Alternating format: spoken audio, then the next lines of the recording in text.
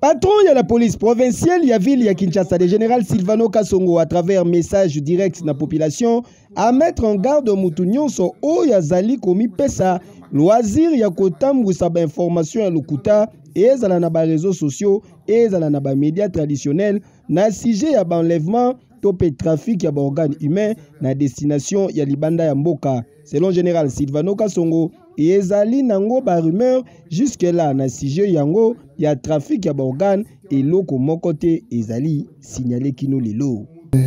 Moto azangi moi teni moko nzoto na ezali. Ou bien famille moko yeko réclamer ezali. To meko tuna ba spécialiste ba médecin babi processus sur les makasi ba eko sale mai ba besoin. Ça demande de technicité makasi. Pour la colongolare, il faut vraiment un technicien makasi. Na oza na matériel ya makasi.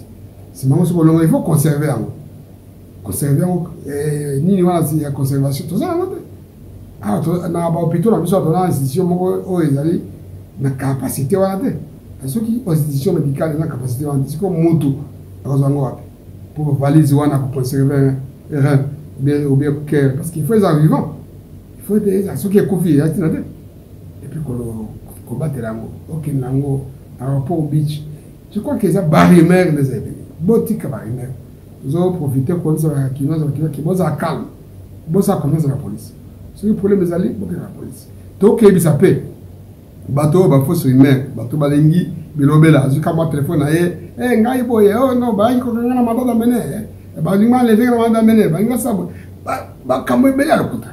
Oh ba zwa ki mutu bakati wapi. Loi sur le numérique ça déjà. Bateau ça ba ko kangama. Et le moins, parce qu'ils ont propagé la fausse rumeur, on a punissable, on a poursuivi. On a d'ailleurs, on a 7 fois. 7 fois, on a qui on a bimi, à recruter notre moussous. Moussous, on a plus de 10 fois.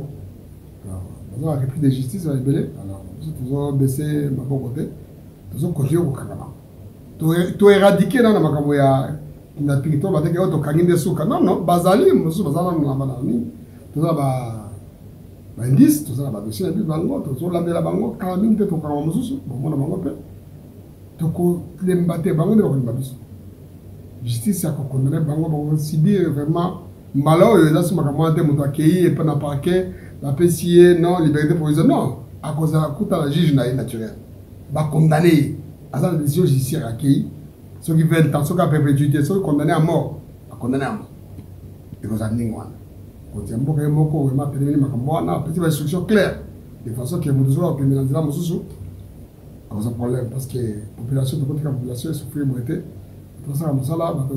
ah oui, donc jusque-là, Général Kasongo a talissi que Ezali Nango Bilobela Mwanza, véritable Mwanza, à travers message Oyo, Bakinois, Bakokina Banko se permettre Kolanda Bagé à francophonie en toute quiétude.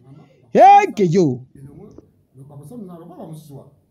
Parce qu'ils ont propagé la fausse rumeur, on a punissable, on a poursuivi. On a d'ailleurs, alors, donc, il y a des